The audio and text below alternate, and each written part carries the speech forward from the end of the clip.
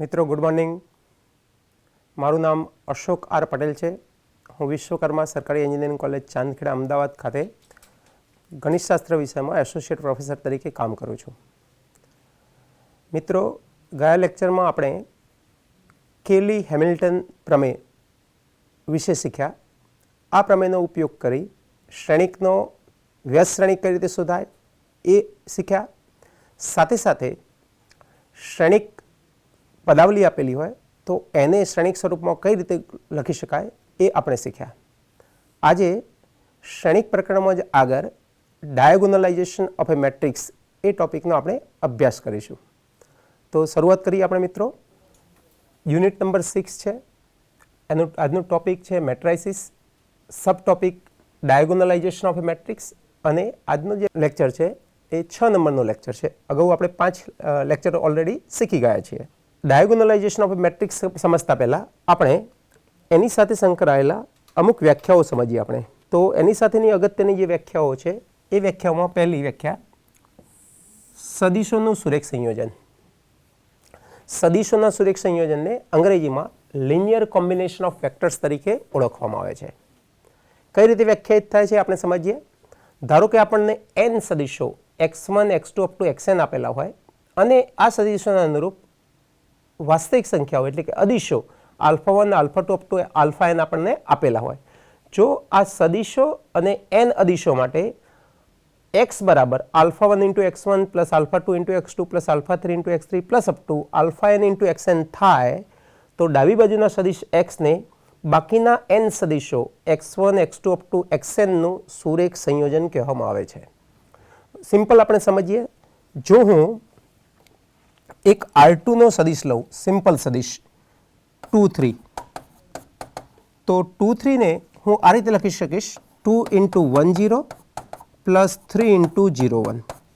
જમણી બાજુમાં બે જે સદિશો આપણે લીધા 1 0 અને 0 1 એ R2 ના એકમ સદિશો છે.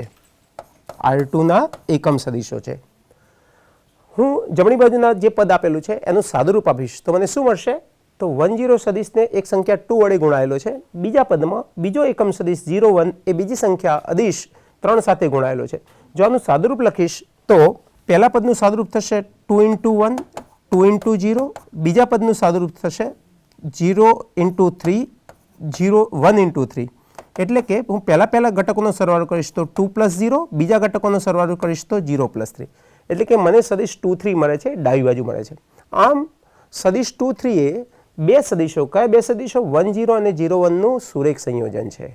અહીંયા R2 ને બદલે સદિશો આપણે R3 ના લઈ શકાય, R4 ના લઈ શકાય, વ્યાપક અર્થમાં Rn ના સદિશો પણ લઈ શકાય.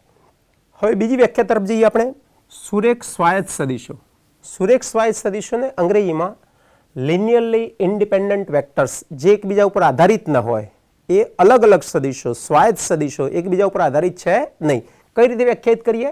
તો ફરીથી આપેલા n સદિશો x1 ટુ xn માટે જો હું α1 into x1 plus α2 into x2 up to α into xn બરાબર સદિશ શૂન્ય સદિશ લઉં 0 બાર અને આ શ્રેણિક સમીકરણ ઉકેલું, એના ઉપરથી મને બધા જ અદિશ α1 α2 α3 છેક છેલ્લે αn સુધી બધાની કિંમત મને શૂન્ય મળતી હોય તો દરેક સદિશ, તો આપેલા સદિશ x1 x2 up two xn ને સુરેખ સ્વાયત્ત સદિશો કહે છે. એટલે કે બે સદિશો એકબીજા ઉપર આધારિત છે નહીં, આધારિત નથી, એટલે એને સુરેખ સ્વાયત્ત સદિશો કહીશું. હમણાં હાલ કહ્યું એ પ્રમાણે આ સદિશોને અંગ્રેજીમાં આપણે લિનિયરલી ઇન્ડિપેન્ડન્ટ, એકબીજા ઉપર આધારિત નથી એટલે ઇન્ડિપેન્ડન્ટ વેક્ટર્સ તરીકે ઓળખવામાં આવે છે. એક નાનું આપણે એક્ઝામ્પલ લઈ આ સમજીએ. તો એક્ઝામ્પલ તરફ જઈએ મિત્રો. ધારો કે હું R3 ના 3 સદિશો લઉં. આમાં 3 ટ્યુપલ આપેલો હોવાથી ત્રય છે આપણને આપેલું, 3 ઘટકો છે. ગુજરાતીમાં ત્રય કહીશું, 3 ટ્યુપલ એને કહેવાય. તો આ 3 સદિશો કયા સદિશ અવકાશના સદિશો છે? R3 ના સદિશો. x1 બરાબર 2 1 2, x2 બરાબર 1 0 1, x3 બરાબર 1 1 અને -1, 3 સદિશો મેં લીધા છે. આ 3 સદિશોના અનુરૂપ 3 સંખ્યાઓ લઉં, આલ્ફા બીટા અને ગેમા. x1 x2 x3 લેવાને બદલે મેં આલ્ફા બીટા અને ગેમા લીધી છે. વ્યાખ્યામાં આપણે n સદિશોની જરૂર હતી તો આલ્ફા બીટા ગેમા ક્યાં સુધી દર્શાવવું એટલે એને સરળતા માટે મેં α1 α2 α3 અપ ટુ αn લીધેલા છે. જો આ સદિશો માટે હું alpha into x1 plus beta into x2 plus gamma into x3 બરાબર 0 બાર લઉં અને આને ઉકેલીએ આપણે તો આને લખાશે આલ્ફા ઇન્ટુ પહેલો સદિશ x1 તરીકે સદિશ આપ્યો છે 2 -1 + 2 પ્લસ બીટા તરીકે બીજો સદિશ x2 આપેલો છે 1 0 1 પ્લસ ગેમા તરીકે ગેમા ઇન્ટુ ત્રીજો સદિશ x3 તરીકે આપેલો છે 1 1 -1 ઇઝ ઇક્વલ ટુ જમણી બાજુમાં જે 0 બાર દર્શાવે છે એ R3 નો શૂન્ય સદિશ છે. R3 નો શૂન્ય સદિશ હોવાથી હું 3 વખત 0 0 0 લખીશ. હવે આનું સાદુરૂપ લખ્યા મિત્રો તો આ 3 સદિશનો પહેલા તો અદિશ સાથે ગુણાકાર કરીશ. 2 into alpha -1 into alpha 2 into alpha. બીજા પદમાં એવું થશે 1 into beta 0 into beta 1 into beta. ત્રીજા પદમાં એવું થશે 1 ઇન્ટુ ગેમા 1 ઇન્ટુ ગેમા અને -1 ઇન્ટુ ગેમા. તો આનું સાદુરૂપ આપણે પહેલા ઘટકોનો સરવાળો કરીએ તો પહેલા ઘટકોનો સરવાળો થશે 2 ઇન્ટુ આલ્ફા, અહીંયાથી 1 ઇન્ટુ બીટા એટલે પ્લસ બીટા. ત્રીજા ઘટકનો સરવાળો થશે 1 ઇન્ટુ ગેમા એટલે પ્લસ ગેમા. તો R3ના ડાબી બાજુનો જે સદિશ આપેલો છે એનો પહેલો ઘટક પહેલો એલિમેન્ટ આપણે શોધી કાઢ્યો. હવે બીજો એલિમેન્ટ શોધવા માટે દરેક બીજા ઘટકને આપણે અનુક્રમે આલ્ફા બીટા અને ગેમા વડે ગુણીએ તો -1 ઇન્ટુ આલ્ફા એટલે માઇનસ આલ્ફા. બીજામાં 0 ઇન્ટુ બીટા એટલે 0 થઈ જશે, લખવાની કોઈ જરૂરિયાત રહેતી નથી. ત્રીજામાં થશે 1 ઇન્ટુ ગેમા એટલે ગેમા. ત્રીજા પદમાં ફરીથી આપણે લખીએ તો 2 ઇન્ટુ આલ્ફા એટલે 2 આલ્ફા. પછી શું થશે મિત્રો? બીટાને કેટલા વડે ગુણીશું? 1 વડે. તો 1 ઇન્ટુ બીટા એટલે બીટા થશે. ત્રીજા પદમાં -1 ઇન્ટુ ગેમા એટલે માઇનસ ગેમા થશે. જમણી બાજુના સદિશમાં કોઈ ફેરફાર કરતા નથી તો 0 0 0 લઈશું. બે સદિશો આલ્ફા બીટા અને બીજો સદિશ હું ધારો કે PQ લઉં તો આ બે સદિશ સરખા ક્યારે હોય? જ્યારે એના અનુરૂપ ઘટકો સમાન હોય. એટલે જો આલ્ફા બરાબર P અને બીટા બરાબર Q હોય તો જ બે સદિશો સમાન સદિશો કહેવાય. અહીંયા બે સદિશ ડાબી બાજુનો એક સદિશ અને જમણી બાજુના સદિશ વચ્ચે ઇક્વલ ટુનું સમાનતાનું ચિહ્ન આપેલું છે. તો એનો આ કન્સેપ્ટથી આપણે સમજીએ તો એના પહેલા ઘટકો સમાન હોય એટલે કે 2 alpha plus beta plus gamma બરાબર પહેલો ઘટક 0 થશે. બીજું માઇનસ આલ્ફા પ્લસ ગેમા બરાબર 0 થશે. ત્રીજામાં 2 alpha plus beta minus gamma is equal to 0 થશે. આપણને 3 પરિણામી સમીકરણ મળ્યા. આ 3 પરિણામી સમીકરણ આપણે ઉકેલી આલ્ફા બીટા ગેમાની કિંમત શોધવાની થાય. મિત્રો આ 3 સમીકરણને જો આપણે 1 2 અને 3 દ્વારા દર્શાવીએ તો હું સમીકરણ 1 માંથી સમીકરણ 3 બાદ કરું તો શું થશે? આલ્ફા 2 આલ્ફા પ્લસ માઇનસ ચિહ્નથી દૂર થઈ જશે, પ્લસ માઇનસ બીટા દૂર થઈ જશે અને ગેમા પ્લસ ગેમા એટલે 2 ગેમા થશે. એમાંથી 2 બંને બાજુથી દૂર કરીએ તો ગેમા ઇઝ ઇક્વલ ટુ 0 થશે. તો અહીંયા લખું સમીકરણ 1 માઇનસ સમીકરણ 3 કરીએ. સમીકરણ 1 માંથી સમીકરણ 3 કરીએ તો આપણને કિંમત મળે છે ગેમા ઇઝ ઇક્વલ ટુ 0. ફરીથી સમીકરણ નંબર 2 માં ગેમા ઇઝ ઇક્વલ ટુ 0 મૂકી દઉં તો minus alpha is equal to 0. બંને બાજુથી માઇનસ ચિહ્ન દૂર કરીએ તો આલ્ફા બરાબર 0 થાય. તો અહીંયા લખીએ આપણે સમીકરણ 2 પરથી સમીકરણ 2 માં ગેમા ઇઝ ઇક્વલ ટુ 0 મૂકીએ તો આલ્ફાની કિંમત 0 મળે છે.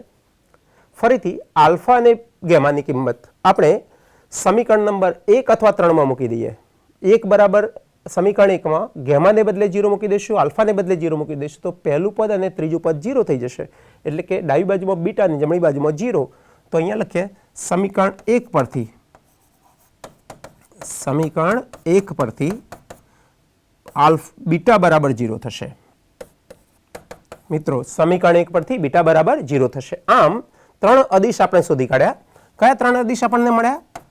તો આલ્ફા બરાબર 0, બીટા બરાબર 0 અને ગેમા બરાબર 0.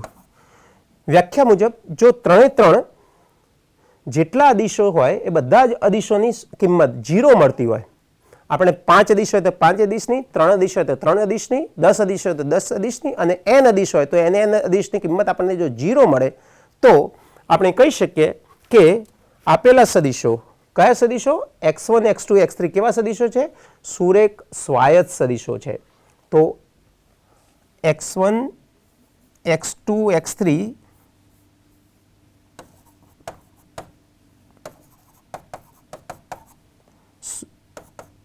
સુરેખ સ્વાયત્ત સદિશો છે, લિનિયરલી ઇન્ડિપેન્ડન્ટ, એને શોર્ટમાં આપણે લખીશું એલઆઈ સદિશ.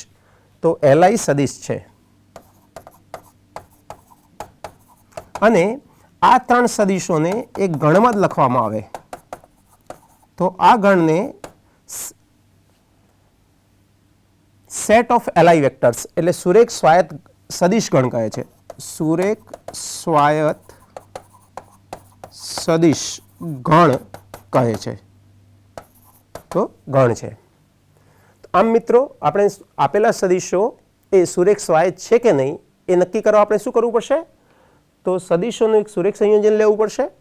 એ સુરેખ સંયોજનમાં જે આપેલા 2 કે 3 કે ગમે એટલા સદિશો હોય એની અનુરૂપ સદિશો મૂકવાના રહેશે, પરિણામી સમીકરણ ઉકેલવાનું રહેશે. પરિણામી સમીકરણ ઉકેલી અને તમે એની સાથે સંકળાયેલી સંખ્યાઓ, વાસ્તવિક સંખ્યાઓ, અદિશો શોધી કાઢો. જો બધા જ અદિશોની કિંમત 0 મળતી હોય, શૂન્ય મળતી હોય, તો આપણે કહી શકીએ કે આપેલા સદિશો સુરેખ સ્વાયત્ત સદિશો છે. હવે આગળ જઈએ મિત્રો. સુરેખ સ્વાયત્ત પછી બીજી વ્યાખ્યા છે સુરેખ અવલંબી, એકબીજા ઉપર આધારિત સદિશો. તો આ સદિશોની આપણે વ્યાખ્યા આપીએ. અંગ્રેજીમાં સુરેખ અવલંબી સદિશોને લિનિયરલી ડિપેન્ડન્ટ વેક્ટર્સ, એકબીજા ઉપર આધારિત સદિશો, એકબીજા ઉપર અવલંબન છે, એકબીજા ઉપર આધાર છે, એટલે ડિપેન્ડન્ટ વેક્ટર્સ તરીકે ઓળખવામાં આવે છે. વ્યાખ્યા લઈએ. આપેલા n સદિશો માટે અનુરૂપ n અદિશો α1 α2 અપ ટુ αn લઈએ અને જેના માટે α1 x1 થી αn xn બરાબર 0 સદિશ લઈએ. આ સમીકરણ ઉકેલીએ તો સમીકરણ પરથી આ α1 α2 અપ ટુ αn માંથી ઓછામાં ઓછા એક કરતાં વધારે કિંમત હોઈ શકે, પણ ઓછામાં ઓછી એક આલ્ફાની કિંમત જો 0 સિવાયની હોય, શૂન્યતર કિંમત હોય, શૂન્ય સિવાયની, તો સદિશોને સુરેખ અવલંબી સદિશો કહે છે. એટલે કે આલ્ફા i બરાબર 1 2 3 ગમે તે કિંમત હોઈ શકે. ક્યાં સુધી? n સુધી.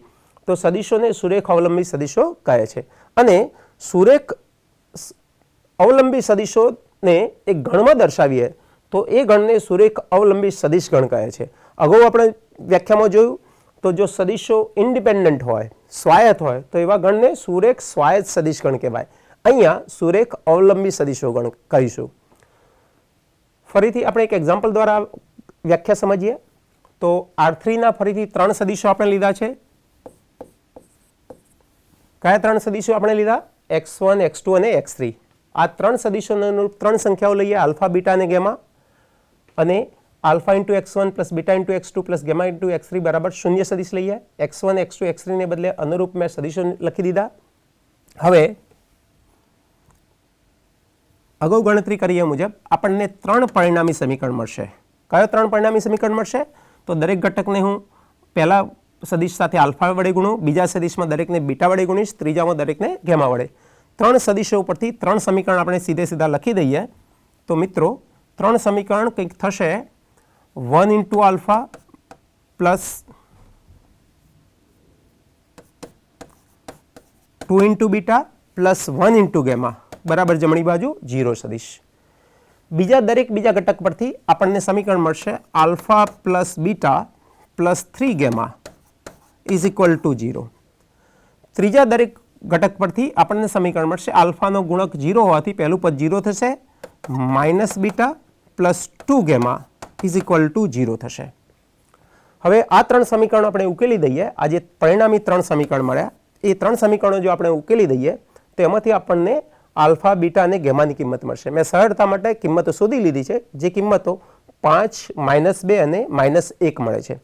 આ 3 કિંમતો શૂન્યતર કિંમત હોવાથી આપણે લખી શકીએ કે આપેલા 3 સદિશો x1 અને x2 અને x3 ત્રણે 0 સિવાયના મળે છે. વ્યાખ્યા મુજબ ઓછામાં ઓછો 1 મળવો જોઈએ. ઓછામાં ઓછો 1નો અર્થ શું કરીશું? 1 અથવા 1 કરતાં વધારે. બધા જ અદિશો જો શૂન્યતર હોય તો કંઈ વાંધો હોવો જોઈએ નહીં. અહીંયા બધા જ અદિશો 0 સિવાયના મળે છે, એટલે આપણે લખી દઈએ સમીકરણ ઉકેલતા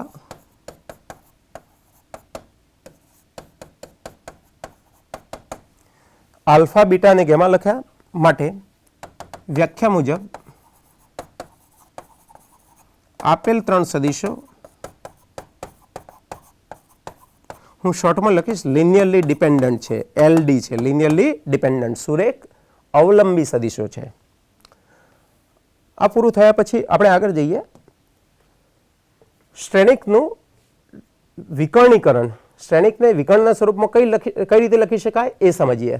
તો અહીંયા આપણે લખીશું શ્રેણિકનું વિકર્ણીકરણ, વિકર્ણ શ્રેણિક. તો આપેલા શ્રેણિકને વિકર્ણ શ્રેણિકમાં કઈ રીતે રૂપાંતરિત કરી શકાય એ આપણે સમજીએ.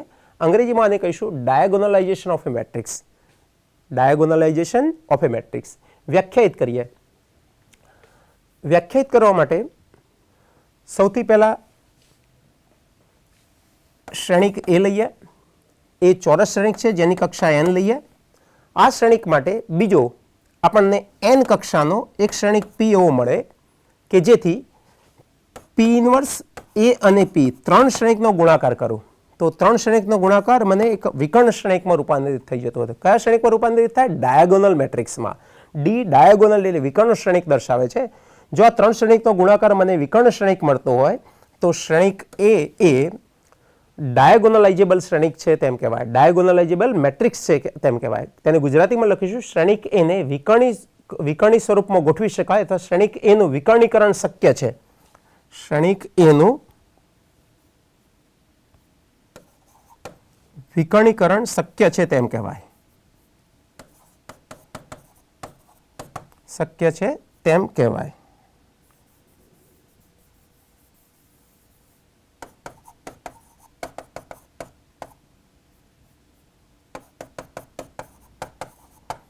શ્રેણિક એનું વિકર્ણીકરણ શક્ય છે તેમ કહેવાય.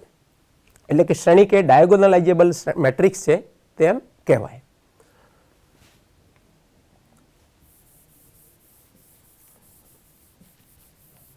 આપેલા ત્રણ શ્રેણિકમાં શ્રેણિક એ આપેલ શ્રેણિક છે, ડી એ વિકર્ણ શ્રેણિક છે જેને શ્રેણિક વર્ણપટ શ્રેણિક કહેવાય. અંગ્રેજીમાં વર્ણપટ શ્રેણિકને આપણે કહીશું સ્પેક્ટ્રલ મેટ્રિક્સ.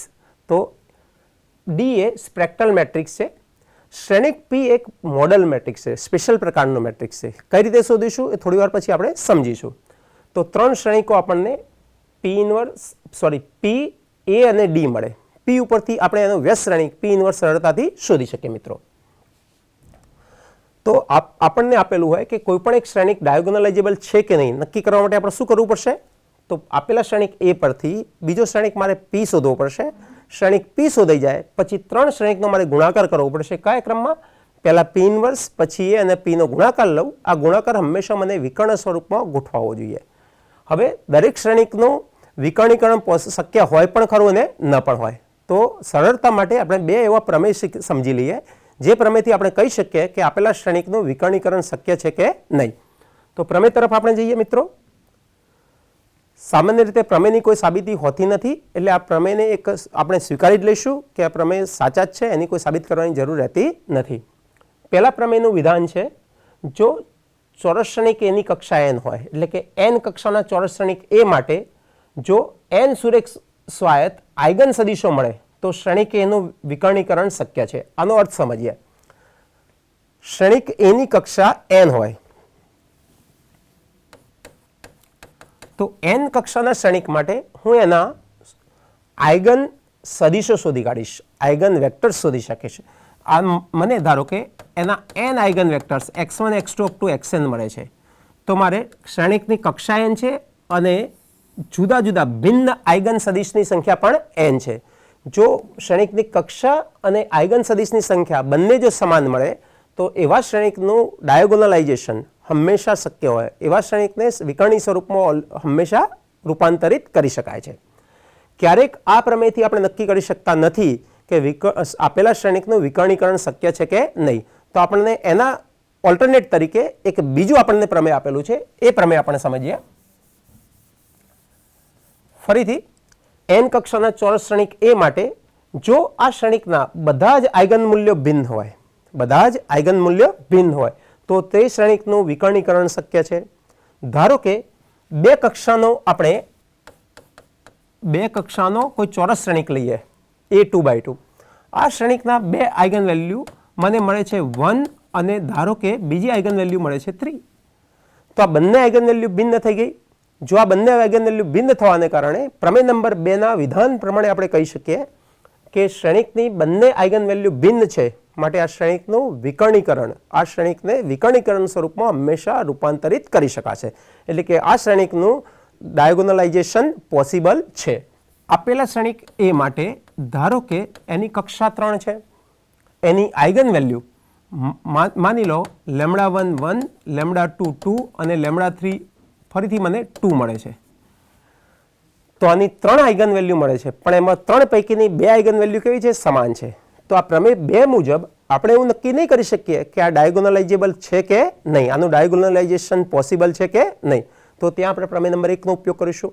આ 3 આઇગન વેલ્યુ એટલે કે 2 ભિન્ન આઇગન વેલ્યુ 1 અને 2 માટે હું અનુરૂપ આઇગન સદિશ શોધું.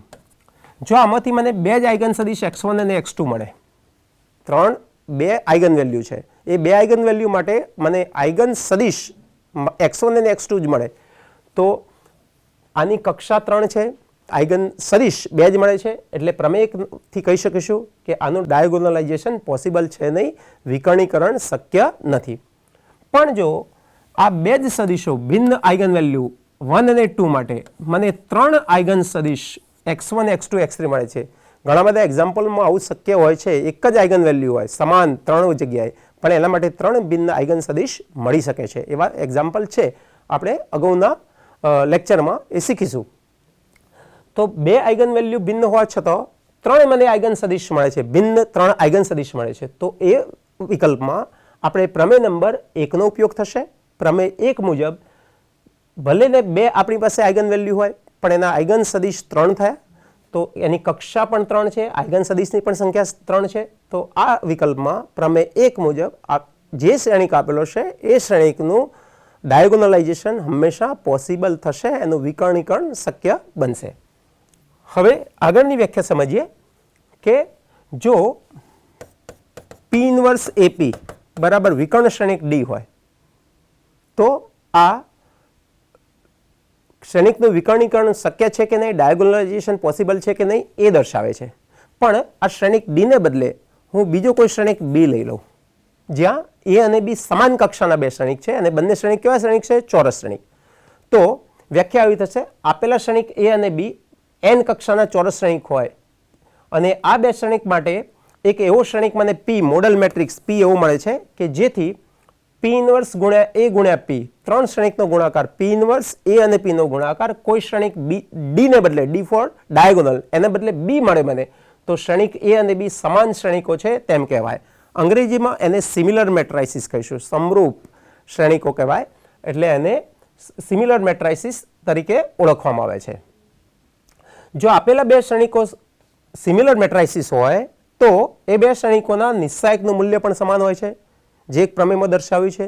બીજા પ્રમેયમાં 2 સમાન શ્રેણિકો, 2 સિમિલર મેટ્રાઇસિસનું આઇગન પદાવલી, આઇગન પોલિનોમિયલ અને અનુરૂપ આઇગન મૂલ્યો પણ સરખા જ હોય છે, એટલે કે સમાન જ હોય છે. આ 2 પ્રમેયનો ખાસ ઉપયોગ નથી થવાનો, આ 2 પ્રમેય નંબર 1 અને 2 નો જ આપણે ખાસ ઉપયોગ કરીશું. મિત્રો, આપેલા શ્રેણિક એને વિકર્ણી સ્વરૂપમાં ગોઠવી શકાય કે નહીં, એનું વિકર્ણીકરણ શક્ય છે કે નહીં, એ કઈ રીતે નક્કી કરવું, એના 4 સ્ટેપ આપણે સમજી લઈએ, અને 4 સ્ટેપ પ્રમાણે આપણે ગણતરી કરીશું તો ગણતરી એકદમ સરળ રહેશે. અને એક એક્ઝામ્પલ ગણીએ કે 5 એક્ઝામ્પલ ગણીએ, જો વર્કિંગ મેથડ એની યાદ રાખીશું તો ગણતરી સબસિક્વન્ટ એકદમ સહેલી થઈ જશે. તો એના સ્ટેપ સમજીએ. સ્ટેપ નંબર 1 માં આપણે શું કરવાનું છે મિત્રો?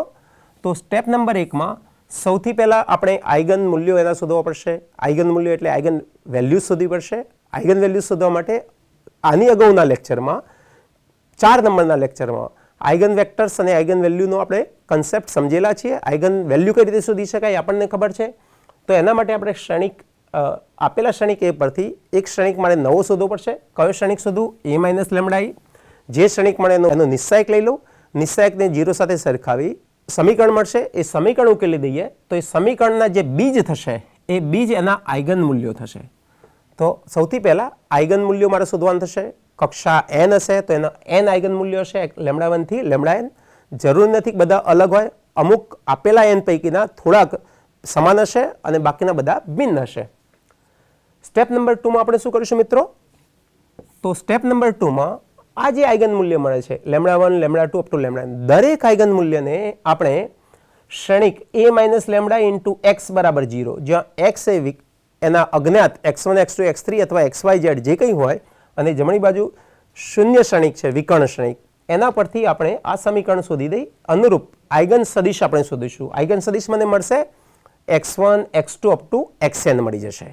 જરૂર નથી કે જેટલા આઇગન મૂલ્ય હોય એટલા જ આઇગન સદિશો મળે. આઇગન મૂલ્ય અને આઇગન સદિશની સંખ્યા સમાન હોય પણ ખરી અને ન પણ હોય. સ્ટેપ નંબર 3 માં આપણે શું કરીશું કે આ આઇગન જે સદિશ આપણે શોધીએ છીએ x1 x2 x3 એનો ઉપયોગ કરીને એક મોડલ મેટ્રિક્સ P શોધીશું. મોડલ મેટ્રિક્સ આપણને P કઈ રીતે મળે? તો P શોધવા માટે જે આઇગન સદિશ મળે છે એ આઇગન સદિશના ઘટકોને, ધારો કે R3 માટે પહેલાના ઘટકો 1 2 3 લઉં, બીજાના ઘટકો 4 5 6 લઉં, ત્રીજાના ઘટકો 7 8 9 લઉં, તો આ x1 ના ઘટકો, આ x2 ના ઘટકો અને આ x3 ના ઘટકોને સ્તંભ શ્રેણિકમાં લખવાના થશે. પહેલા સદિશના ઘટકોને પહેલા સ્તંભમાં, બીજા સદિશના ઘટકોને બીજા સ્તંભમાં, ત્રીજા સદિશના ઘટકોને ત્રીજા સ્તંભમાં લખીએ તો એક આપણને શ્રેણિક મળશે, જે શ્રેણિકને મોડલ મેટ્રિક્સ તરીકે ઓળખવામાં આવે છે. મિત્રો ધ્યાન રાખીશું, એની કક્ષા n હોય તો પીની કક્ષા પણ n જ થાય. સ્ટેપ નંબર 4 માં આઇગન મૂલ્યો λ1 λ2 λn ને વિકર્ણના સ્વરૂપમાં લખવામાં આવે છે. પહેલી હારના પહેલા ઘટક તરીકે λ1 લખો, બીજી હારના બીજા ઘટક તરીકે λ2 લો, ત્રીજી હારના ત્રીજા ઘટક તરીકે λ3 લો, એ જ રીતે છેલ્લી હારના nમી હારના nમા ઘટકને λn તરીકે લખો. તો આ શ્રેણિકમાં વિકર્ણ સિવાયના બધા જ ઘટકો શૂન્ય થઈ જાય છે. વિકર્ણ સિવાયના બધા જ ઘટકો શૂન્ય થઈ જાય છે. તો આ શ્રેણિક કયો શ્રેણિક મળશે મને? વિકર્ણ શ્રેણિક. ફરીથી આપણે 1 મિનિટ માટે રિવિઝન કરી દઈએ. સ્ટેપ 1 માં શું કરવાનું છે મિત્રો? તો સ્ટેપ 1 માં આઇગન મૂલ્યો શોધવાના છે. સ્ટેપ નંબર 2 માં જે આઇગન મૂલ્યો મળ્યા હોય એને અનુરૂપ આઇગન સદિશ શોધવાના છે. સ્ટેપ નંબર 3 માં આઇગન સદિશ જે શોધ્યા હોય એનો ઉપયોગ કરી એ આઇગન સદિશને જે તે આઇગન સદિશને એ શ્રેણિકની પહેલી સ્તંભમાં, બીજા સ્તંભમાં, ત્રીજા સ્તંભમાં લખી અનુરૂપ મોડલ મેટ્રિક્સ P શોધવાનો છે. અને છેલ્લા સ્ટેપમાં આઇગન મૂલ્યોનો ઉપયોગ કરી અને આપણે શ્રેણિક D શોધવાનો છે. એ શ્રેણિકને વિકર્ણ શ્રેણિક તરીકે ઓળખવામાં આવે છે. હવે આ વ્યાખ્યાઓ, પ્રમેયો એનો ઉપયોગ કરીને આપણે એક બે એક્ઝામ્પલ સમજીએ આપણે. તો પહેલા એક્ઝામ્પલથી શરૂઆત કરીએ. Is the matrix A 3 0 1 3 diagonalizable? Justify your answer. એટલે કે આપેલ શ્રેણિક A નું વિકર્ણીકરણ શક્ય છે? તમારો જે કંઈ જવાબ હોય એ જવાબનું અનુમોદન કરો. હું લખીશ કે હા શક્ય છે, તો કઈ રીતે? તો મારે ગણતરી બતાવવી પડશે. શક્ય નથી તો કેમ નથી એનું પણ મારે ગણતરી કરવી પડશે. એટલે હું લખીશ ત્યાં અનુમોદન કરો. આની ગણતરી આપણે સમજીએ મિત્રો. તો સૌથી પહેલા આપણને જે શ્રેણિક આપ્યો છે એ શ્રેણિક A લખી દઈએ. તો શ્રેણિક A બરાબર 3 0 1 3. હવે પહેલું સ્ટેપ આપણે યાદ કરીએ. પહેલું સ્ટેપ કયું હતું? તો આ શ્રેણિક માટે સૌથી પહેલા એના આઇગન મૂલ્યો શોધવાના થશે. આઇગન મૂલ્યો શોધવા માટે હું એનો એક શ્રેણિક સમીકરણ ઉકેલી દઉં. Determinant A minus lambda is equal to 0, અથવા એને બીજા સ્વરૂપમાં આ રીતે લખવું A minus lambda is equal to 0. Shortcut આપણે યાદ કરીએ મિત્રો. તો શોર્ટકટ મુજબ આ દ્વિઘાત સમીકરણ થશે lambda square minus S1 lambda plus S2 બરાબર 0, જ્યાં S1 શું દર્શાવશે મિત્રો? S1 એ અગ્ર વિકર્ણના ઘટકોનો સરવાળો.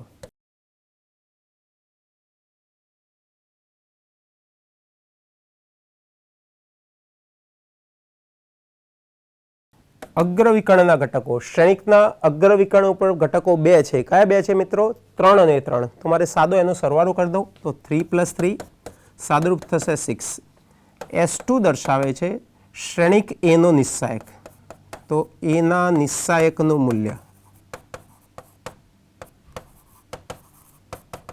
A નો નિસ્સાયક આપણે લખી દઈએ. તો 3 0 અને 1 3 સાદુરૂપ થશે 9 - 0 એટલે 9 થઈ ગયા. S1 ને S2 ની કિંમતો પરથી શ્રેણિક સમીકરણ આપણે લખી દઈએ. લેમ્ડા સ્ક્વેર માઇનસ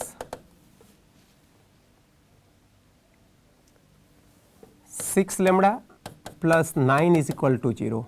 આ દ્વિઘાત સમીકરણમાં પહેલું પદ પૂર્ણ વર્ગ છે, છેલ્લું પદ પૂર્ણ વર્ગ છે, એટલે એ લેમ્ડા માઇનસ 3 નો પૂર્ણ વર્ગ છે. તો લેમ્ડા માઇનસ 3 નો પૂર્ણ વર્ગ હોવાથી લેમ્ડા માઇનસ 3 બરાબર 0 કેટલી વખત થશે મિત્રો? 2 વખત. તો અહીંયા સાદુરૂપ લખીશ લેમ્ડા ઇઝ ઇક્વલ ટુ 3 3. બંને આઇગન મૂલ્યો કેવા મળ્યા? સમાન મળ્યા. તો બે પ્રમેય આપણે જે શીખ્યા હતા, સમજ્યા હતા, લખ્યા થોડી વાર પહેલા, એ બે પ્રમેય પરના એક પ્રમેય ઉપરથી બંને આઇગન વેલ્યુ, બંને આઇગન મૂલ્ય સમાન હોવાથી બીજું પ્રમેય કે એની આપેલા શ્રેણિકની કક્ષા 2 હોવાથી એના 2 ભિન્ન આઇગન મૂલ્ય મળવા જોઈએ, પણ 2 ભિન્ન આઇગન મૂલ્ય મળતા નથી, પણ આઇગન મૂલ્ય કેવા મળે છે? સમાન મળે છે. તો એક પ્રમેય ઉપરથી આપણે નક્કી નહીં કરી શકીશું કે આપેલો શ્રેણિકનું વિકર્ણીકરણ શક્ય છે કે નહીં, તો આપણે બીજા પ્રમેયનો ઉપયોગ કરવો પડશે. બીજા પ્રમેયનો ઉપયોગ કરવા માટે આપણે શું કરવું પડશે? એને અનુરૂપ આઇગન સદિશ શોધવા પડશે. તો આ કિંમતને અનુરૂપ આઇગન સદિશ શોધીએ. તો આઇગન સદિશ શોધવા માટે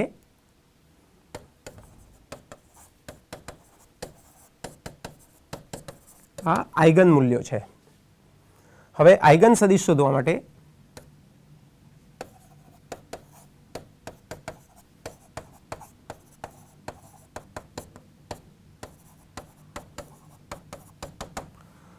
આપણે એક સમીકરણ યાદ કરવાનું છે મિત્રો. કયું સમીકરણ? a minus lambda i into x બરાબર 0 સદિશ મારે લેવાનો છે. a માઇનસ લેમડા i સમીકરણને આપણે યાદ કરીએ. a માઇનસ લેમડા i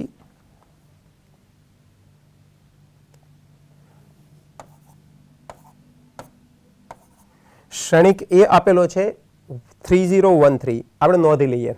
એમાંથી લેમડા બાદ કરીએ વિકર્ણના ઘટકો 3 minus lambda 3 minus lambda into શ્રેણિક x. હું સરળતા માટે x1 x2 લઉં. જમણી બાજુમાં સમ શ્રેણિક 0 0 લઈએ. હવે લેમડા બરાબર 3 મૂકી દઈએ. જો લેમડા બરાબર 3 મૂકીએ તો સમીકરણમાં કયું સ્વરૂપ થઈ જશે મિત્રો? તો લેમડાને બદલે 3 મૂકીશું તો પહેલો ઘટક 0 થશે, બીજો ઘટક તો 0 આપેલો જ છે, એટલે પહેલી હારના બંને ઘટક 0 થઈ ગયા. બીજી હારમાં પહેલો ઘટકમાં લેમડાની કિંમત છે નહીં, અચળ છે, એટલે 1 એમના એમ લખીએ. બીજામાં લેમડાને બદલે 3 મૂકી દઈએ તો 3 - 3 0 થઈ જશે.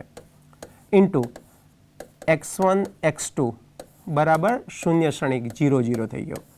આનો ગુણાકાર કરીશું તો શ્રેણિકનો ગુણાકાર કઈ રીતે કરવો આપણને ખબર છે. પહેલી હારનો પહેલા સ્તંભ સાથેનો ગુણાકાર, બીજી હારનો બીજા સ્તંભ સાથેનો ગુણાકાર.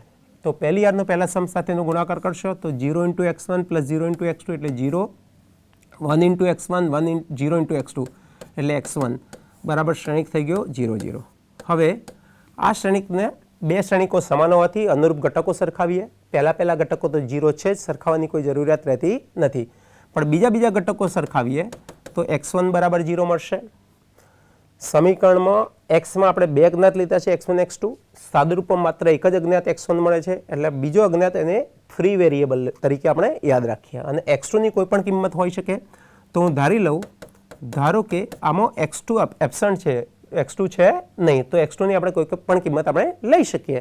હું વ્યાપક અર્થમાં x2 બરાબર કોઈ કિંમત t લઉં ધારો કે, તો x2 બરાબર t લઈશું, જ્યાં t બિલોંગ્સ ટુ હું લખીશ r-0. 0 એટલા માટે નહીં લઈએ કે 0 લઈશું તો શૂન્ય સદિશ મળશે, એટલે શૂન્ય સદિશ ન મળે એ માટે આપણે r-0 લઈ લઈએ. તો માટે શ્રેણિક x થઈ ગયો, જેના ઘટકો હતા x1 x2, x1 તરીકે 0 હતા, x2 તરીકે t હતા. આમાંથી t સામાન્ય લઈ લઈએ તો શ્રેણિકનો ઘટક મળ્યો 0 1, અને દર્શાવીએ t × x1, જ્યાં સદિશ x1 થઈ ગયો 0 1. બે જ કિંમતો સમાન હોવાથી ફરીથી લેમડા બરાબર 3 મૂકશો તો આના જ ગણતરી થશે, આના જ x1 મળશે, એટલે બે સમાન કિંમતો હોવાથી આઇગન સદિશ મને કેટલો મળ્યો? એક જ સદિશ મળ્યો. તો બે પૈકીના પહેલા એક પ્રમેય પરથી ભિન્ન આઇગન મૂલ્યો નથી, એટલે આપેલા શ્રેણિકનું વિકર્ણીકરણ ડાયગોનલાઇઝેશન પોસિબલ છે નહીં. આપેલા શ્રેણિકની કક્ષા 2 છે, જ્યારે એને એક જ આઇગન સદિશ મળે છે, એક જ આઇગન વેક્ટર મળે છે. સદિશની સંખ્યા અને શ્રેણિકની કક્ષા અસમાન છે, એટલે કે શ્રેણિકની કક્ષા 2 છે, શ્રેણિકની કક્ષા 2 અને ભિન્ન આઇગન સદિશની સંખ્યા અસમાન છે. માટે આપેલા શ્રેણિક A નું ડાયગોનલાઇઝેશન શક્ય નથી. ડાયગોનલાઇઝેશનને ગુજરાતીમાં આપણે લખીશું વિકર્ણીકરણ શક્ય નથી. તો આમ આપણે શું કર્યું એક્ઝામ્પલમાં મિત્રો? સૌથી પહેલાં આપેલા શ્રેણિક A પરથી એક નવો શ્રેણિક આપણે a-λ i બનાવવાને બદલે ડાયરેક્ટ એક સમીકરણ લખી દીધું. S1 અને S2 શોધી લીધા, એના ઉપરથી પરિણામી આપણને દ્વિઘાત સમીકરણ મળ્યું લેમડાના સ્વરૂપમાં, એનો ઉકેલ શોધ્યો એટલે આઇગન મૂલ્ય મળ્યા.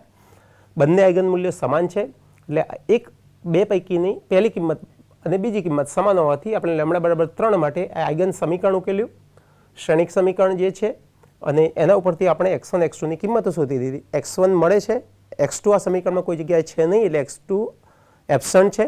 x2 ગેરહાજર હોવાને બદલે x2 કોઈ પણ કિંમત લઈ શકે. હું x2 ની કિંમત t લઉં અને એના ઉપરથી શ્રેણિક x શોધીશ તો આવી મને એક શ્રેણિક મળે છે 0 1.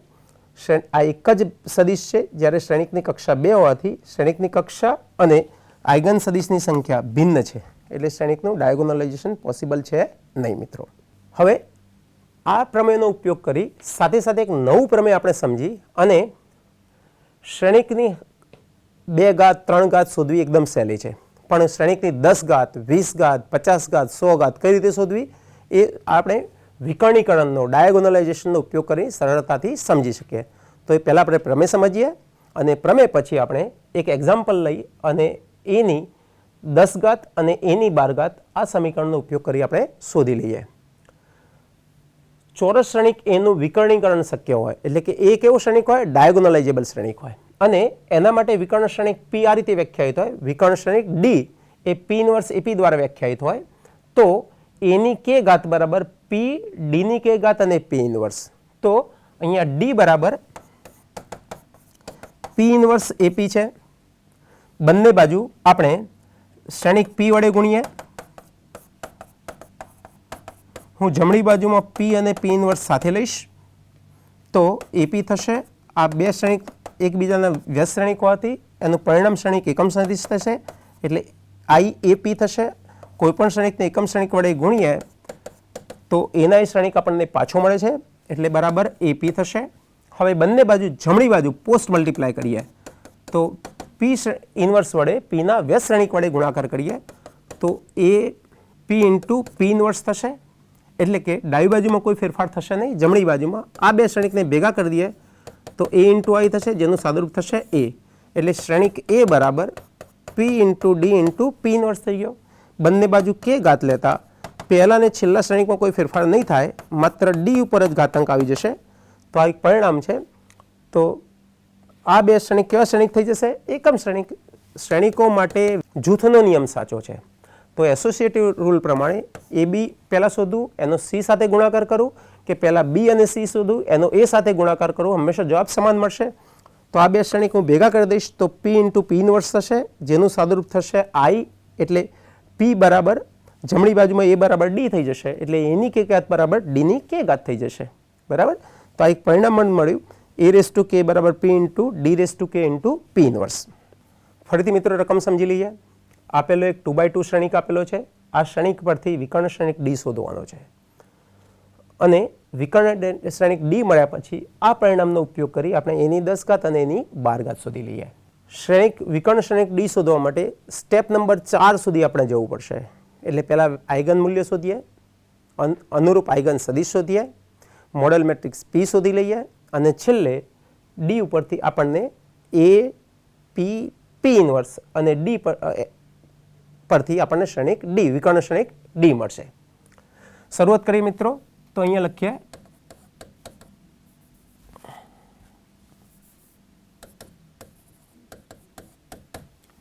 શ્રેણિક A બરાબર 1 0 -1 2 એનો આઇગન સમીકરણ લખીએ તો determinant A minus lambda is equal to 0 એટલે કે થશે lambda square minus S1 lambda plus S2 બરાબર 0. સીધે સીધી ગણતરી કરીએ તો લેમડા સ્ક્વેર માઇનસ S1 અગ્ર વિકર્ણના ઘટકોનો સરવાળો. અગ્ર વિકર્ણના ઘટકો કયા છે? 1 અને 2 તો 1 પ્લસ 2 લેમડા પ્લસ શ્રેણિક એનો નિસ્સાયક 1 ઇન્ટુ 2 માઇનસ -1 ઇન્ટુ 0 એટલે સાદુરૂપ 2 આવશે. ફરીથી સાદુરૂપ લખીએ lambda square minus 3 lambda plus 2 બરાબર 0. આનું ભાગ પાડવા છે એટલે એના અવયવો થશે. ગુણાકાર 2 થવો જોઈએ અને સરવાળો -3 થવો જોઈએ. આ ભાગ આ રીતે લઈએ તો પોસિબલ છે.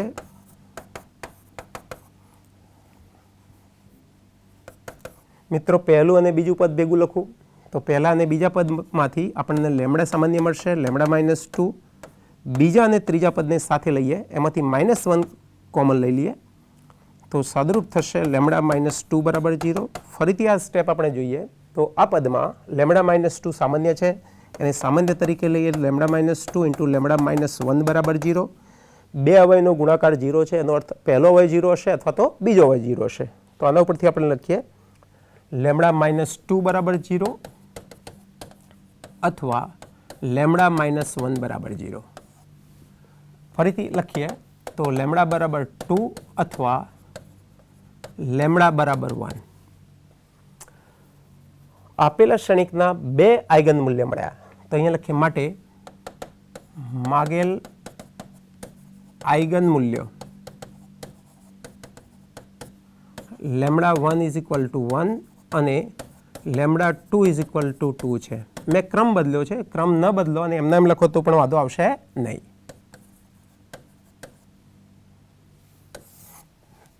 હવે આ બે આઇગન સદિશ પરથી આપણે નક્કી કરીએ તો બંને આઇગન મૂલ્યો કેવા છે? ભિન્ન છે. શ્રેણિકની કક્ષા કેટલી છે? 2. તો આને બંને આઇગન વેલ્યુ ભિન્ન હોવાથી શ્રેણિકનું વિકર્ણીકરણ શક્ય છે. તો લખીએ આપણે નીચે આઇગન મૂલ્ય ભિન્ન હોવાથી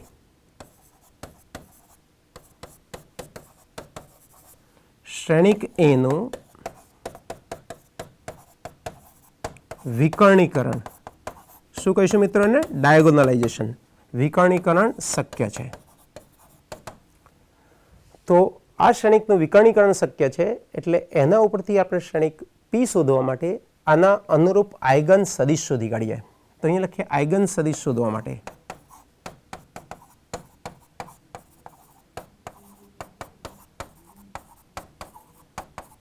મારે કયું સમીકરણ લેવાનું છે મિત્રો?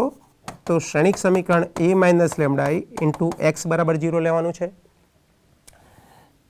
A માઇનસ લેમડા I તરીકે હું લઈશ. A તરીકે શ્રેણિક આપણને આપેલો છે 1 0 -1 2 અને માઇનસ લેમડા અને 2 માઇનસ લેમડા ઇન્ટુ શ્રેણિક x તરીકે સ્તંભ શ્રેણિક લઈએ, બે અજ્ઞાત આપણે લઈએ. કયા બે અજ્ઞાત લઈએ? x1 x2. તો એના બે ઘટકો લઈએ x1 x2. આ શ્રેણિક સ્તંભ શ્રેણિક હોવાથી જમણી બાજુનો શૂન્ય શ્રેણિક પણ સ્તંભ શ્રેણિક થશે, તેના ઘટકોની સંખ્યા પણ 2 થશે. તો બંને જગ્યાએ હું 0 0 લઈ લઉં મિત્રો. હવે આનું સાદુરૂપ લખીએ તો લેમડા બરાબર 1 માટે પહેલી કિંમત 1 છે તો લેમડા બરાબર 1. આ સમીકરણનો ફરીથી આપણે ઉપયોગ કરવો છે તો એને 1 દ્વારા દર્શાવીએ. તો લેમડા બરાબર 1 મૂકતા લેમડા બરાબર 1 મૂકશો તો પહેલી હાર 0 થઈ જશે, બીજી હારમાં -1 અને 2 -1 એટલે 1, x1 x2 બરાબર 0 0. સાદુરૂપ લખીએ તો 0 × x1 + 0 × x2 એટલે 0, -1 × x1 એટલે -x1, 1 × x2 એટલે x2 બરાબર 0 0 થઈ ગયા. અનુરૂપ ઘટકો સરખાવીએ મિત્રો. બે શ્રેણિક સમાન છે એ ત્યારે શક્ય છે જ્યારે અનુરૂપ ઘટકો સમાન હોય. તો 0 બરાબર 0 લખવાની કોઈ જરૂરિયાત રહેતી નથી. બીજા સમીકરણ પરથી -x1 + x2 બરાબર 0 એટલે કે x1 બરાબર x2 મળે છે. ધારો કે આપણને એક જ સમીકરણમાં બે અજ્ઞાત છે, સમીકરણની સંખ્યા 1 છે, અજ્ઞાતની સંખ્યા 2 છે. જ્યારે સમીકરણની સંખ્યા એ અજ્ઞાતની સંખ્યા કરતાં ઓછી હોય તો આપણને ઇન્ફાઇનાઇટલી મેની અનંત ઉકેલ મળે. આ અનંત ઉકેલ પૈકીનો એક ઉકેલ શોધવા માટે આપણે x2 બરાબર કિંમત ધારી લઈએ. તો અહીંયા લખું ધારો કે x2 બરાબર t1 લઈએ, જ્યાં t1 એ 0 સિવાયની કોઈ પણ વાસ્તવિક સંખ્યા છે. 0 સિવાયની કોઈ પણ વાસ્તવિક સંખ્યા છે તો માટે x1 પણ થઈ જશે t1. હવે x1 ને x2 નો ઉપયોગ કરી સદિશ x લખી દઈએ મિત્રો. સો સદિશ x બરાબર x1 x2, x1 તરીકે t1, x2 તરીકે પણ t1.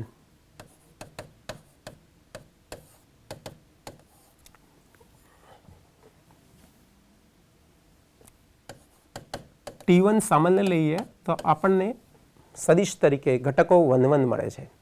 એટલે કે આ t1 × x1 મળ્યા, કેપિટલ x1, જ્યાં કેપિટલ x1 એ કયો સદિશ થઈ ગયો? 1 1 સદિશ. તો પહેલી આઇગન કિંમત 1 ને અનુરૂપ આપણને એક સદિશ x1 બરાબર 1 1 મળ્યો. હવે ફરીથી આપણે બીજી આઈગન કિંમત લઈએ. તો બીજી આઈગન કિંમત કઈ છે? લેમ્ડા બરાબર 2 માટે અનુરૂપ આઈગન સદિશ શોધીએ. તો આઈગન સમીકરણ આપણે લખવું પડશે. યાદ કરી લઈએ મિત્રો. આઈગન સમીકરણ થશે, આઈગન સમીકરણની આપણે કોપી કરી લીધી. આઈગન સમીકરણ હતું 1 minus lambda 0 minus 1 2 minus lambda x1 x2 બરાબર સદિશ 0 0. લેમ્ડાને બદલે આપણે 2 મૂકી દઈએ તો પહેલા સમીકરણમાંથી મળશે આપણને 1 માઇનસ 2 એટલે માઇનસ 1, બીજો ઘટક 0 માઇનસ 1 2 માઇનસ 2 એટલે 0 x1 x2 બરાબર જમણી બાજુમાં કોઈ ફેરફાર નથી, એમના એમ લખી દઈએ. હવે આ કઈ રીતે મળ્યું આપણને? તો લેમ્ડા બરાબર 2 મૂકવાથી સાદુરૂપાનું લખીએ તો minus 1 into x1 plus 0 into x2 એટલે માઇનસ x1. ફરીથી બીજી હારનો અનુરૂપ સ્તંભ સાથે ગુણાકાર કરીએ તો માઇનસ x1 બરાબર 0 0 એટલે કે માઇનસ x1 બરાબર 0. સીધે સીધું લખીએ આપણે તો x1 બરાબર 0 મળે છે આપણને. x1 બરાબર 0 મળે છે. હવે x1 બરાબર 0 ફરીથી આપણને બે અજ્ઞાત મળવાને બદલે એક જ અજ્ઞાત આપણને મળે છે x1. તો x2 આપણે લઈ શકીએ. તો x2 બરાબર કોઈ પણ કિંમત આપણે લઈ શકીએ. તો અહીંયા લખું ધારો કે x2 બરાબર કોઈ કિંમત લઈએ t2, જ્યાં t2 એ કોઈ પણ વાસ્તવિક સંખ્યા છે. કોના સિવાયની? 0 સિવાયની. શૂન્યેતર વાસ્તવિક સંખ્યા છે. હવે x1 અને x2 પરથી સદિશ x લખાશે x1 x2. x1 તરીકે 0, x2 બરાબર t2. t2 સામાન્ય લઈ લઈએ તો 0 ઇન્ટુ t2 લખી શકાશે 1 ઇન્ટુ t2 બરાબર t2 ઇન્ટુ x2, જ્યાં સદિશ x2 આપણને મળે છે સદિશ 0 1. સદિશ 0 1. આમ બે સદિશો x1 અને x2 મળી ગયા. તો આપણે અહીંયા નોંધી લઈએ. આમ x1 બરાબર 1 1 અને x2 બરાબર 0 1 મળે છે. આઈગન સદિશ છે. મિત્રો અહીંયા પ્રમેય નંબર 2 આપણે યાદ કરી લઈએ. પ્રમેય નંબર 2 માં આપણે આઈગન મૂલ્ય પરથી આપેલા શ્રેણિકનું વિકર્ણીકરણ ડાયગોનલાઇઝેશન શક્ય છે કે નહીં એ નક્કી કરતા હતા. જ્યારે પ્રમેય નંબર 1 પરથી આપણે એ રીતે એનું વિકર્ણીકરણ શક્ય છે કે નહીં નક્કી કરતા હતા કે જો આપેલા શ્રેણિક n કક્ષાના શ્રેણિક માટે જો એના જુદા જુદા આઈગન સદિશની સંખ્યા પણ n હોય, આઈગન સદિશની સંખ્યા પણ n હોય તો એવા શ્રેણિકનું વિકર્ણીકરણ પોસિબલ હોય. તો આ બે શ્રેણિક ભિન્ન છે એટલે કે બંને પ્રમેયના ઉપયોગથી આપણે અહીંયા લખી શકીએ કે આપેલા શ્રેણિક એનું વિકર્ણીકરણ શક્ય છે. તો માટે શ્રેણિક એનું વિકર્ણીકરણ ડાયાગોનલાઇઝેશન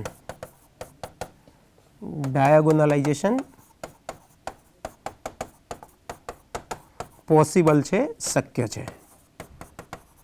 હવે પછીનું સ્ટેપ થશે શ્રેણિક P શોધવાનો.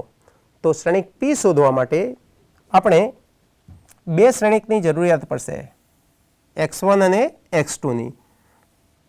તો x1 અને x2 ની આપણે કોપી કરી લઈએ મિત્રો, અને x2 પરથી મોડલ મેટ્રિક્સ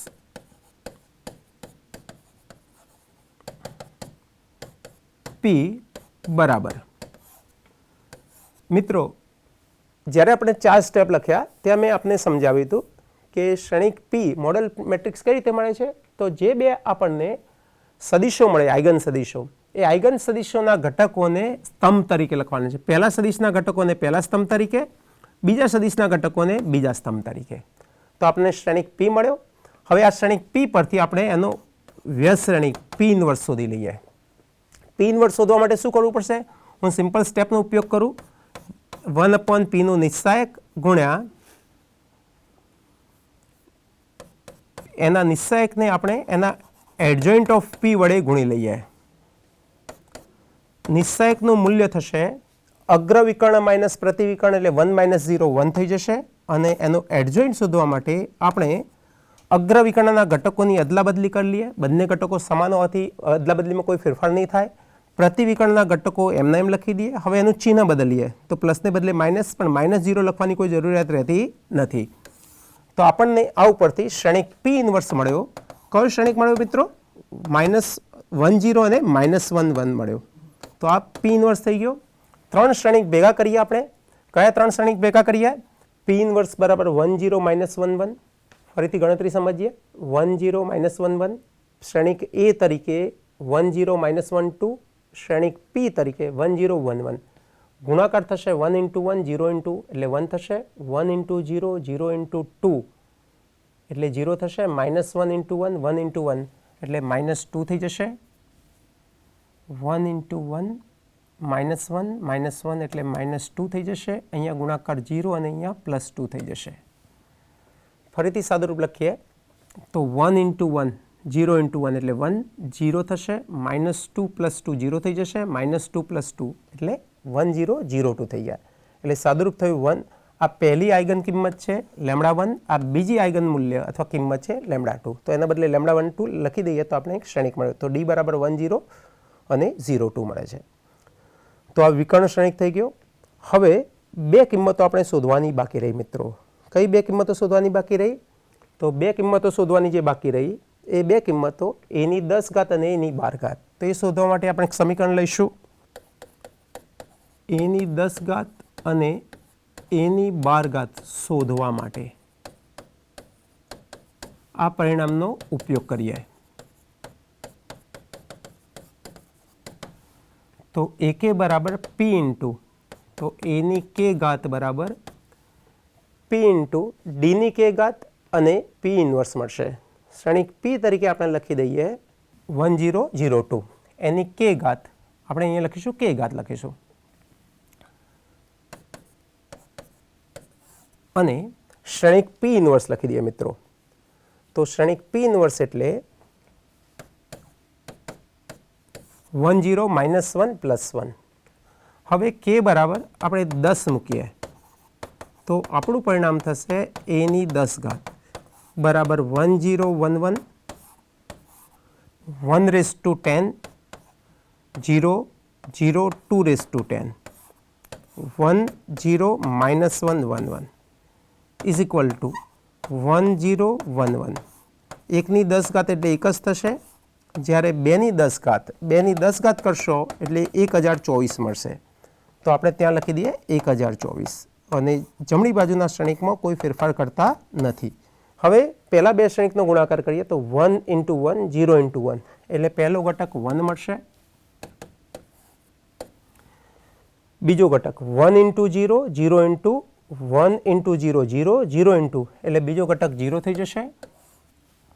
બીજી હાર અને સ્તંભનો ગુણાકાર લઈએ 1 × 1 0 × એટલે 1 થશે. અહીંયા 1 × 0 1 × એટલે 1024 મળશે. શ્રેણિક P એમના એમ લખીએ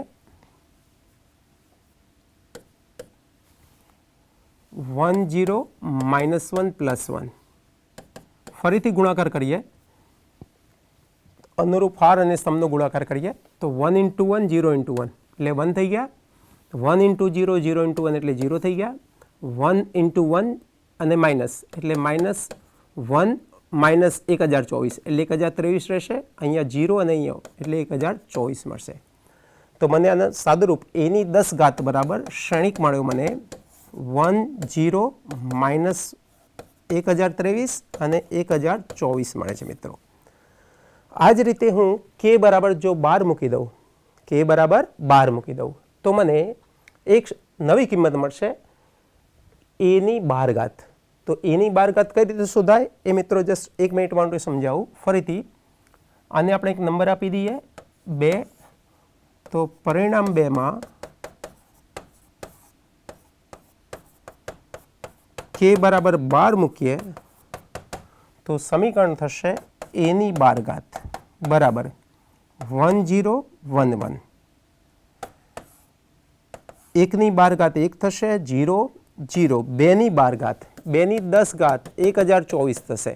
એને 2 વડે ગુણો તો 2048. એને ફરીથી આ 11 ઘાત થઈ 12 ઘાત કરીશ તો 2048 ને ફરીથી ગુણો એટલે 4096 થશે, એટલે 4096 ઇન્ટુ શ્રેણિક પી ઇન્વર્સ તરીકે 1 0 -1 અને 1 લઈએ. હવે અહીંયા જે આપણે ગણતરી આ 3 શ્રેણિકમાં પહેલા 2 શ્રેણિકનો ગુણાકાર કર્યો મેં